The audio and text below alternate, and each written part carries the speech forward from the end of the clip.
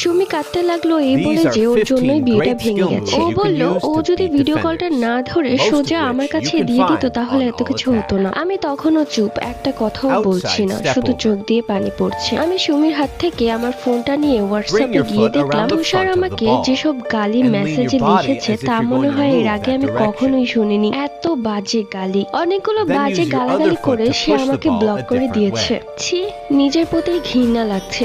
এত বাজে একটা ছেলেকে নিয়ে আমি সংসার করার স্বপ্ন দেখেছি, কালকে বিয়ে, আর আজকে সে আমার সাথে এই ব্যবহার করলো। আমার কথা বাদই দিলাম, আমার বাবাকে এত অপমান করলো। ওই দিকে কালকে বিয়ে, সেন্টার সবকিছু ঠিক করা আছে, এত মানুষের দাওয়াত দিয়েছে, বিয়ের জন্য এত খরচ করেছে।